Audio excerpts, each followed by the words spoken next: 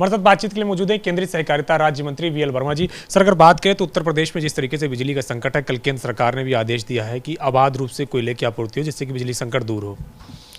देखिए, उत्तर प्रदेश में जिस तरह से हमने 5 वर्षों में बिजली की उपलब्धता कराई, मुझे लगता है कि इससे पहले कभी किसी सरकार में नहीं हुई। अगर हम 2017 से पहले की बात करें, जो अखिलेश यादव की सरकार थी, उसमें पर्टिकुलर 2 उनके वीआईपी ज़िले 2-3 होते थे, उन्हीं को बिजली मिलती थी, बाकी बिजली नहीं मिलती थी। लेकिन हमने जिला स्तर पर जो हमने कहा उसे करके दिखाया, ग्रामीण क्षेत्र में जितना हमने कहा करके दिखाया। और मैं कह सकता हूं कि आज भी बिजली का संकट इसलिए थोड़ा सा लग रहा है कि जितना बिजली हम दे रहे थे उससे थोड़ी कम हुई है, लेकिन उसकी व्यवस्था भी ठीक हो रही है। माननीय मुख्यमंत्री जी ने स्पष्ट रूप से कहा है कि बिजली की हम कटौती नहीं होने देंगे और पूरी बिजली मुहैया कराएंगे, और आवश्यकता पड़ेगी तो बिजली की आपूर्ति हम कैसे करेंगे। सर, अखिलेश यादव ने ट्वीट किया, उन्होंने लिखा है कि सरकार कुछ नहीं कर पा रही, जनता बेहाल है। वहीं राहुल गांधी ने ट्वीट किया है कि बिजली की आपूर्ति नहीं होती तो राज्य जिम्मेदार, ऑक्सीजन की आपूर्ति नहीं होती है तो राज्य जिम्मेदार, और पेट्रोल डीजल के दाम बढ़ रहे हैं तो राज्य को जिम्मेदार ठहराती है केंद्र सरकार। केंद्र कुछ नहीं कर रही है। देखिए, हमारी केंद्र सरकार हो या राज्यों में सरकारें हो, हम जनता के प्रति पूरी तरह से जवाबदेही अपनी हमेशा किए हैं और करते हैं। और हम कह सकते हैं कि अखिलेश यादव और राहुल पहले अपने गिरेबान में झांक करके देखें। उनकी सरकारें अब तो अखिलेश की तो है नहीं, लेकिन राहुल की सरकारें जहाँ जहाँ पर हैं अपनी सरकारों को देखें। हमने अगर महंगाई का मामला आया तो सबसे पहले केंद्र सरकार ने कीमतें डीजल पेट्रोल पर घटाने का काम किया, और हमारी जहाँ जहाँ राज्य की सरकारें थी हमने वैट घटाने का काम किया।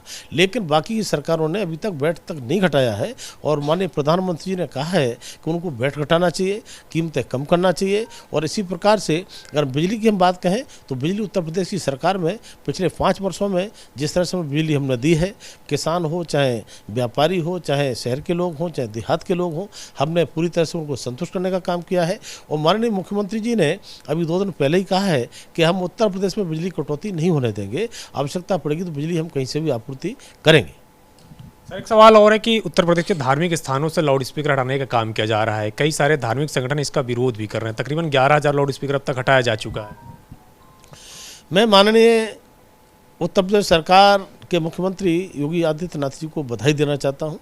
उन्होंने जिस तरह से जनता की और छात्र छात्राओं की चीज़ को समझा है, परेशानी को समझा है, या तो हमने अपने जो धर्मगुरु रहते हैं उनकी सहमति के अनुसार उस ध्वनि को कम किया है, या फिर हमने जो बिना अनुमति के लाउड स्पीकर लगे थे, अत्यधिक लगे थे, उनको कम करने का काम किया है। और बड़े सबसे सलाह मशवरा के साथ में किया है। तो ये बड़ा कदम है। हम कभी भी तुष्टिकरण की राजनीति नहीं करते हैं।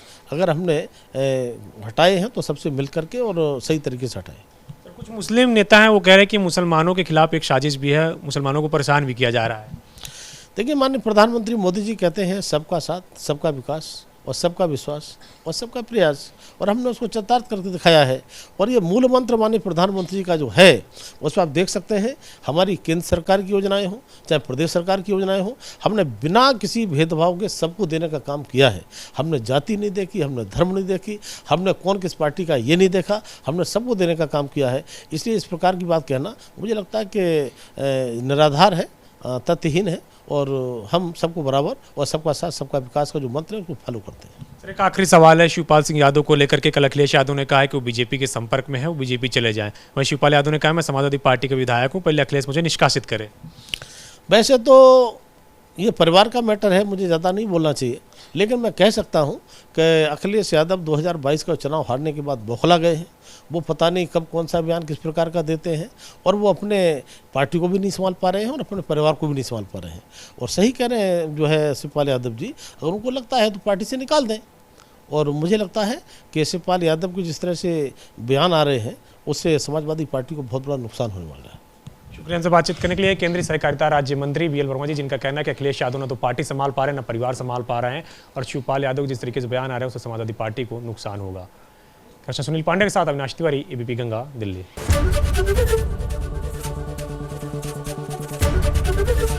एबीपी गंगा, खबर आपकी, जुबान आपकी।